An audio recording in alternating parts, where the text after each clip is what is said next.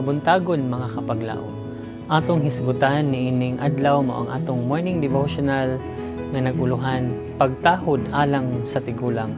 Ug ang atong teksto makita sa Levitico 19 bersikulo 32 nga nag-ingon, sa atubangan sa ulo nga ubanon magtindog ka ug pagatahuron mo ang nawong sa tawo nga tigulang ug kahadlukan mo ang Dios. Ako mao si Jehova. Adunay mga serbisyo nga angayan alang sa uban nga dili nato mahimong dili hatagan og pagtagad, ug sa gihapon nagabantay sa sugo sa Dios ang pagkinabuhi, paghunahuna ug pagbuhat alang sa gagalingon lamang mao ang pagkahimong walay pulos ingon nga mga sulugoon sa Dios. Adunay daghang mga kaubanan nato nga dili mahiluna, istoryador nagadayeg sa kaugalingon o gawas nun nga nagrepresentar sa ilang mga kaugalingon, walay pagtahod sa edad, kasinatian o katungdanan. Ang iglesia nagkinahanglan karon sa panabang gikan sa atbang nga kinaiya, maligdong, hilom nga tawo nga adunay kahadlok sa Dios, kinsa musangon sa walay nahiuyon nga lulan nga sangunan diha kanila, dili alang sa dungog apan alang sa pagserbisyo sa ilang agalon, kinsa nagpakamatay alang kanila.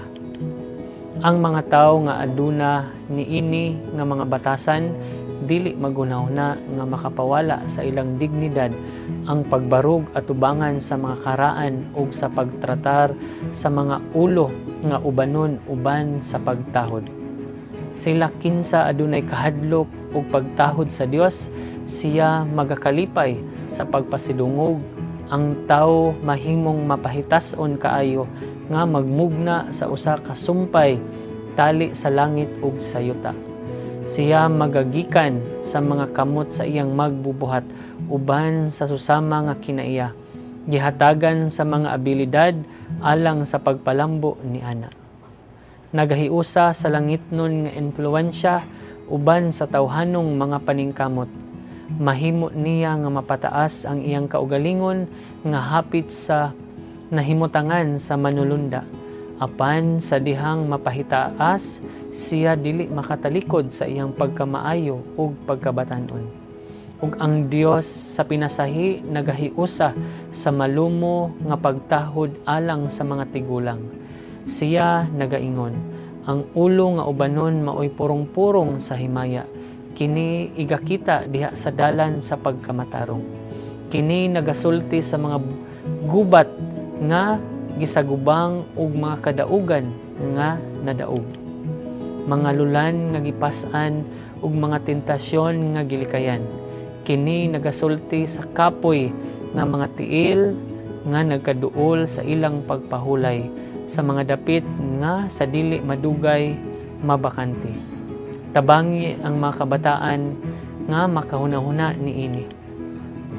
Ug sila magapahapsay sa dalanon sa mga tigulang, pinaagi sa pagtahod ug madala sa grasya ug kaanyag diha sa ilang linghod nga mga kinabuhi samtang sila maminaw sa sugo.